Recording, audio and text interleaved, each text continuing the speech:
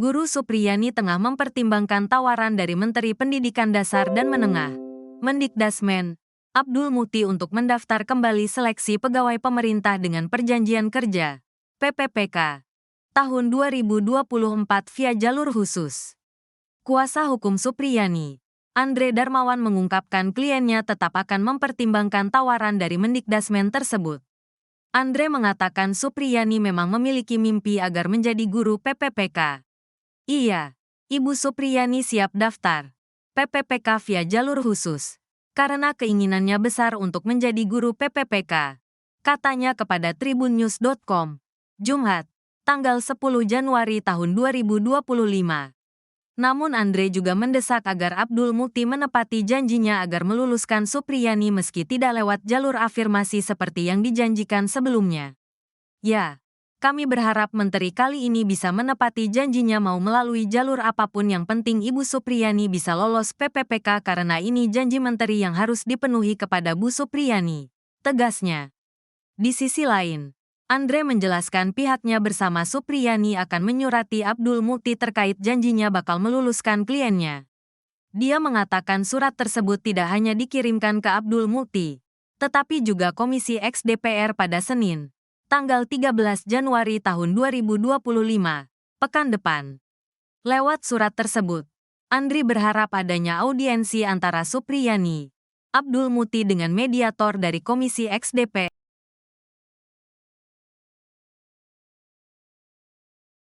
Sosok Mendikdasmen Abdul Muti kini tengah jadi sorotan karena Guru Supriyani dikabarkan tak lolos PPPK. Hal ini lantaran ia dulu sempat berjanji bakal membantu Guru Supriyani lulus PPPK melalui jalur afirmasi. Tapi kini nyatanya janji tersebut tak ditepati oleh Abdul Muti. Diberitakan sebelumnya, janji Mendikdasmen Abdul Muti kepada Guru Supriyani untuk bisa lulus PPPK jalur afirmasi ramai jadi sorotan. Kabarnya, kini Guru Supriyani malah sedih setelah tahu hasilnya. Guru yang sempat dipolisikan orang tua siswanya itu dinyatakan tidak lolos PPPK.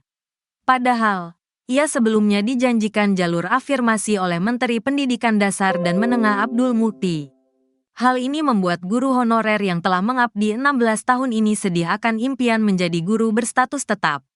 Tahu sejak 2 hari lalu setelah pengumuman, pas saya cek nama, di situ tulisannya R3, yaitu peserta guru non-ASN terdata. Dan tidak ada huruf L yang artinya lulus. Sedih juga lihatnya, kata Supriyani dihubungi dari Kendari, Kamis, tanggal 9 Januari tahun 2025. Melansir dari kompas.id, padahal ia melanjutkan, telah dijanjikan lulus secara afirmatif oleh Menteri Pendidikan Dasar dan Menengah Abdul Muti. Hal itu telah disampaikan dalam sejumlah kesempatan, baik di media maupun saat berbincang langsung melalui video daring. Ia mendapat jalur khusus untuk lulus sebagai guru berstatus pegawai pemerintah dengan perjanjian kerja, PPPK. Namun, hasil akhir tidak seperti yang dijanjikan. Ia mendapatkan 478 poin dari total 670 poin maksimal. Nilai tersebut tidak mengantarkannya menjadi salah satu dari 45 orang di Konawe Selatan yang lulus di program PPPK.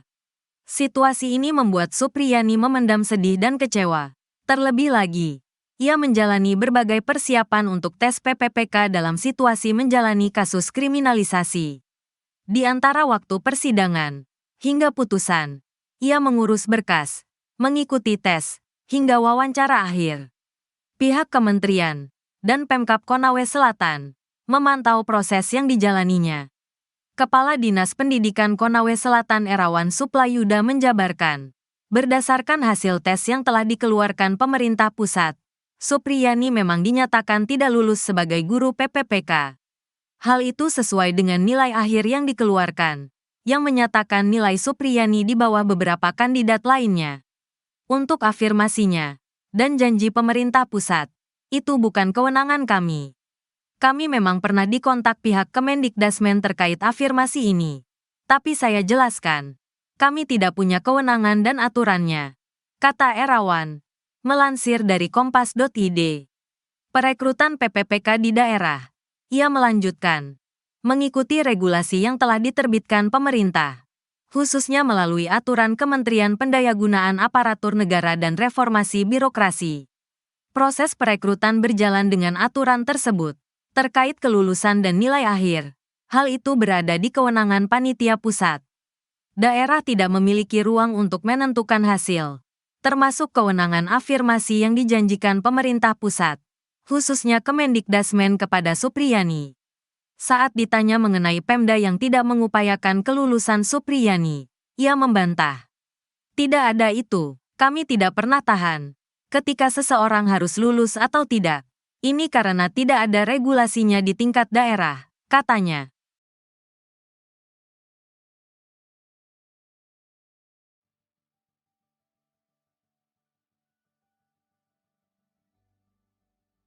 Guru Honorer SDN 4 Baito, Kabupaten Konawe Selatan, Konsel, Supriyani tetap semangat menjalani tes pada seleksi pegawai pemerintah dengan perjanjian kerja, PPPK 2024.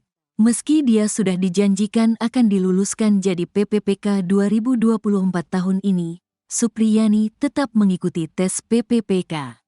Supriyani sebelumnya viral karena dituduh memukul siswa di sekolahnya berinisial D, 8, yang juga anak polisi Aibda Wibowo Hashim. Guru Supriyani yang kini masih berstatus terdakwa, menjalani tes PPPK secara online hari ini, Rabu, tanggal 20 November tahun 2024, di kota Kendari. Iya, tes PPPK, di Kendari online tesnya, kata kuasa hukum Supriyani, Andri Darmawan saat dihubungi di Kendari, Rabu. Dia menyebut dalam pelaksanaan tes PPPK di kota Kendari, Supriyani ditemani oleh suami serta keluarganya.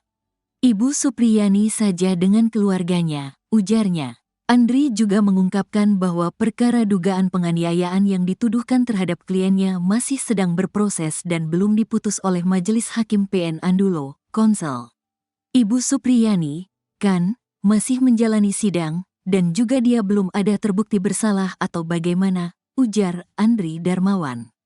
Dia berharap dalam seleksi PPPK yang dijalani Supriyani itu bisa diberikan kemudahan dan lolos menjadi PPPK.